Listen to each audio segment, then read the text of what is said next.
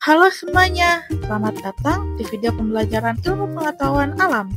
Pada video kali ini, kita akan membahas salah satu sistem yang sangat penting dalam tubuh manusia, yaitu sistem gerak. Mari kita pelajari bersama bagaimana tubuh kita dapat melakukan berbagai aktivitas, seperti berjalan, berlari, melompat, bahkan menulis. Setelah mempelajari video ini, kamu diharapkan untuk mampu bisa menjelaskan struktur dan fungsi rangka, sendi, serta otot sebagai sistem gerak dalam tubuh manusia.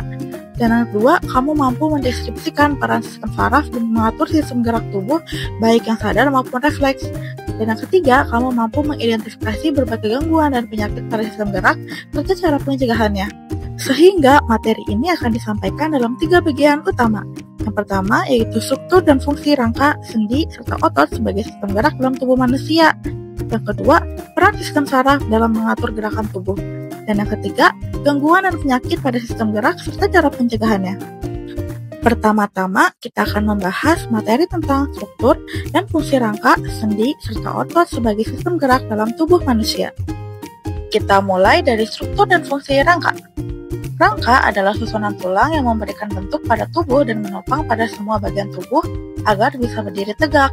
Fungsi utama dari rangka antara lain, yang pertama menopang tubuh secara keseluruhan, yang kedua melindungi organ-organ dalam seperti jantung, paru-paru, dan otak, dan yang ketiga menjadi tempat melekatnya otot-otot, yang keempat sebagai pembentukan sel darah merah di sumsum tulang, dan yang terakhir menyimpan mineral penting seperti kalsium dan fosfor. Setelah mengetahui fungsi dari rangka, mari kita bahas tulang apa saja yang ada dalam tubuh manusia. Tulang dalam tubuh manusia dibagi berdasarkan bentuknya menjadi 4 jenis. Yang pertama, tulang pipa. Bentuknya itu panjang, berfungsi sebagai penopang utama dalam tubuh. Contohnya itu tulang paha dan lengan. Yang kedua, tulang pendek. Bentuknya kecil dan kuat, seperti tulang pergelangan tangan. Yang ketiga, tulang pipih. Berfungsi melindungi organ. Contohnya itu tulang rusuk dan tulang tengkorak. Dan yang terakhir, tulang tidak beraturan. Memiliki bentuk kompleks, contohnya itu seperti tulang belakang. Selanjutnya, kita bahas tentang sendi. Sendi adalah bagian tubuh yang menghubungkan antara dua tulang dan memungkinkan terjadinya gerakan. Jenis-jenis sendi itu antara lain, yang pertama, sendi peluru. Memungkinkan gerakan ke segala arah, misalnya sendi pada bahu dan panggul. Yang kedua, sendi engsel. Hanya memungkinkan gerakan satu arah seperti pintu. Contohnya itu pada sikut dan lutut. Yang ketiga, sendi pelana, yaitu memungkinkan gerakan dua arah, seperti pada ibu jari. Dan yang terakhir, sendi putar, yaitu memungkinkan tulang bergerak memutar, seperti sendi antara tulang tengkorak dan tulang leher. Berikutnya, mari kita bahas tentang otot, yaitu jaringan tubuh yang dapat berkontraksi dan berelaksasi untuk menghasilkan gerakan. Fungsi otot adalah yang pertama menggerakkan bagian tubuh, yang kedua, menjaga postur tubuh agar tetap tegap dan seimbang. Dan yang terakhir, menghasilkan panas tubuh saat otot kontraksi. Jenis-jenis otot terdiri dari yang pertama, otot rangka atau lurik. Bekerja di bawah kesadaran, melekat pada tulang, digunakan saat kita berjalan, menulis, dan lainnya. Yang kedua, otot polos, yaitu bekerja saat tidak sadar, terdapat di organ dalam seperti lambung dan usus. Dan yang terakhir, otot jantung, hanya terdapat di jantung, bekerja otomatis tanpa berhenti untuk memompa darah. Tubuh manusia dapat bergerak karena adanya kerjasama yang terkoordinasi antara rangka, sendi, dan otot. Ketiga komponen ini membentuk sistem gerak yang saling mendukung dan tidak dapat bekerja secara terpisah. Pertama, rangka berfungsi sebagai kerangka atau penopang tubuh. Tulang-tulang dalam rangka memberikan bentuk tubuh serta menjadi tempat melekatnya otot. Namun, rangka tidak dapat bergerak sendiri tanpa bantuan bagian lain. Yang kedua, sendi merupakan penghubung antara dua tulang. Sendi memungkinkan tulang-tulang dapat digerakkan. Tanpa adanya sendi, tulang-tulang akan kaku dan tidak bisa digerakkan satu sama lain. Yang ketiga, otot berperan sebagai penggerak utama. Otot melekat pada tulang dan bekerja dengan cara berkontraksi atau menegang dan relaksasi atau mengendur. Ketika otot berkontraksi, ia menarik tulang melalui sendi sehingga menghasilkan gerakan. Sebagai contoh, saat kita menekuk lengan, otot bisep akan berkontraksi dan menarik tulang lengan bawah ke arah atas, sementara otot trisep akan mengendur.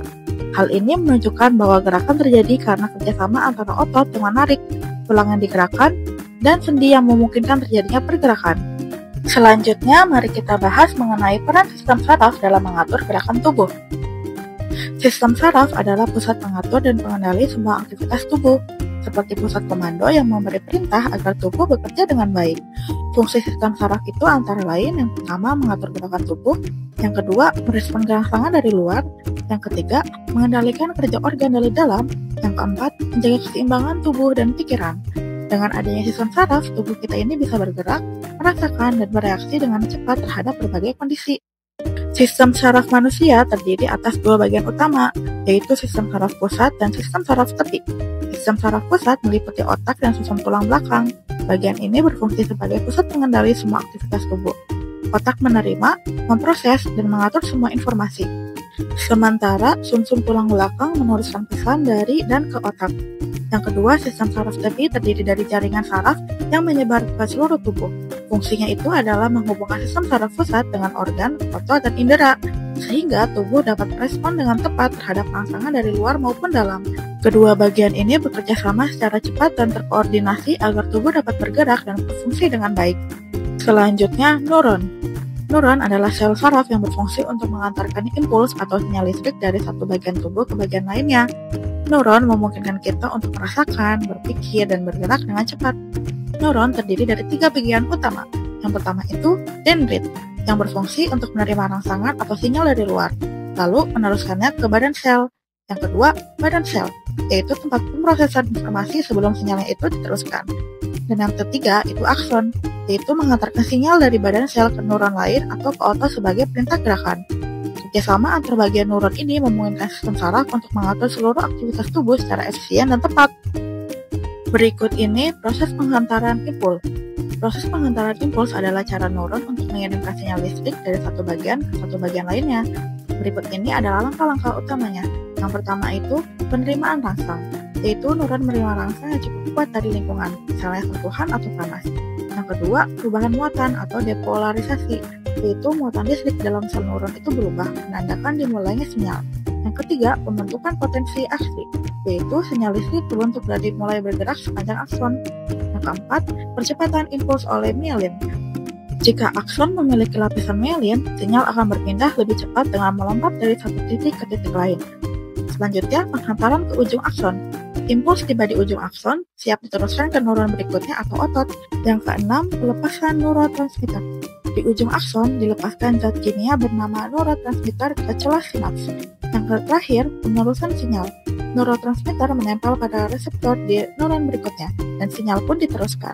Proses ini terjadi sangat cepat dan memungkinkan tubuh merespon rangsangan dalam waktu sepersekian detik. Gerakan tubuh manusia dibedakan menjadi 2 jenis utama, yaitu gerak sadar dan gerak refleks. Gerak sadar adalah gerakan dilakukan dengan kehendak atau kesadaran kita. Contohnya itu seperti berjalan, menulis, atau mengangkat tangan. Gerakan ini dikendalikan oleh otak sebagai pusat pengendali. Alur impuls itu pada gerak sadar adalah reseptor, lalu ke neuron sensorik, lalu ke otak, lalu ke neuron motorik, lalu ke efektor atau otot, dan yang terakhir menjadi gerakan. Yang kedua itu gerakan refleks. Gerakan refleks adalah gerakan yang terjadi secara otomatis dan sangat cepat tanpa disadari. Contohnya itu saat kita menarik tangan dari benda panas atau berkedip, atau ketika terkena cahaya terang. Gerakan ini dikendalikan oleh sumsum tulang belakang. Alur impuls pada gerak refleks itu yang pertama diawali oleh reseptor, lalu berpindah pada neuron sensorik, lalu ke sumsum tulang belakang, lalu ke neuron motorik, lalu ke efektor atau otot, dan yang terakhir itu menjadi gerakan.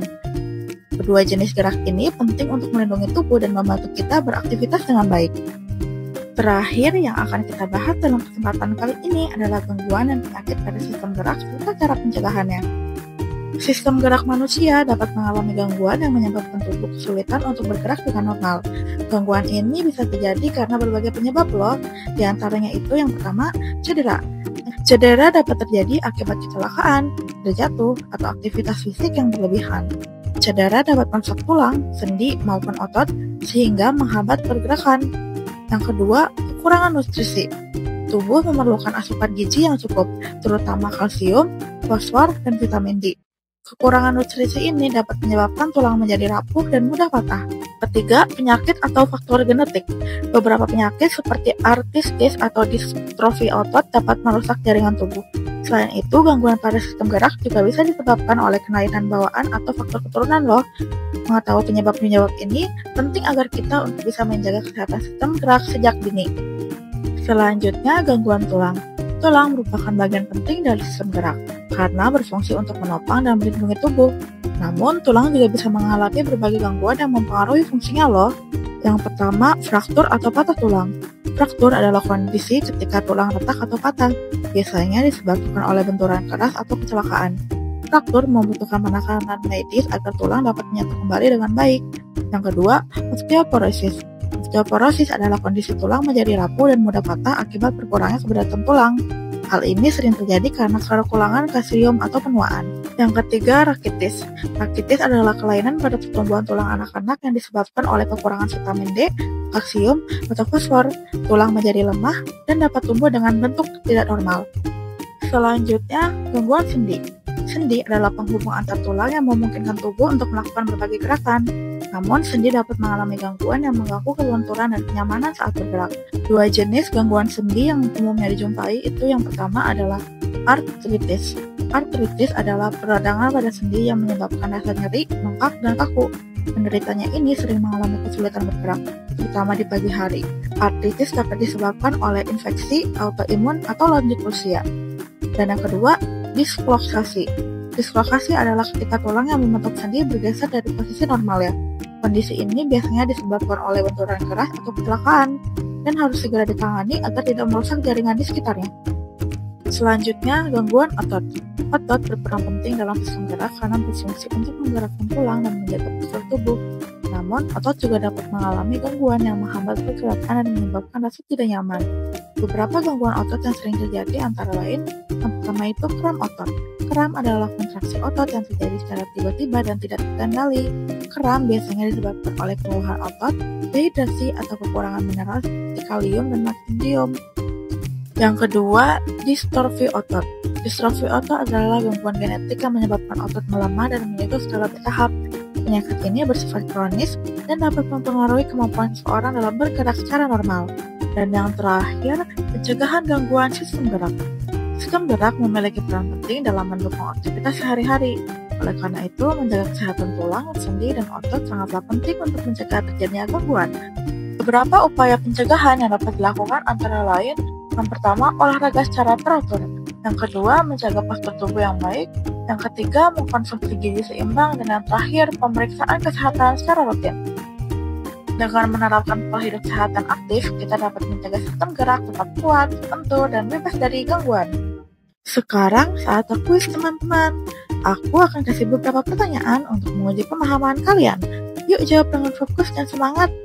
Sudah siap? Ayo kita mulai. Apa fungsi utama dari rangka dalam tubuh manusia? A. Mengatur pernapasan. B. Menghasilkan energi. C. Menopang tubuh dan melindungi organ. D. Menghasilkan hormon. Jawaban yang benar adalah C. Menopang tubuh dan melindungi organ. Pertanyaan berikutnya. Apa fungsi utama dari sistem saraf? A. Membentuk sel darah. B. Menyimpan cadangan makanan. C. mengendalikan aktivitas tubuh. Dan D. Menyerap nutrisi dari makanan. Betul sekali, jawaban yang benar itu adalah C. Untuk mengatur dan mengendalikan aktivitas tubuh. Dan soal terakhir, cara mencegah gangguan sistem gerak adalah A. Duduk terlalu lama. B. Berolahraga teratur dan makan bergizi. C. Menghindari sinar matahari. Dan D. Makan manis berlebihan. Jawaban yang tepat tentu saja B. Berolahraga teratur dan makan bergizi. Demikian pembahasan mengenai sistem gerak pada manusia dalam mata pelajaran ilmu pengetahuan alam. Semoga materi ini dapat membantumu dalam memahami bagaimana tubuh kita dapat bergerak. Terima kasih telah menyaksikan. Sampai jumpa pada pembelajaran berikutnya.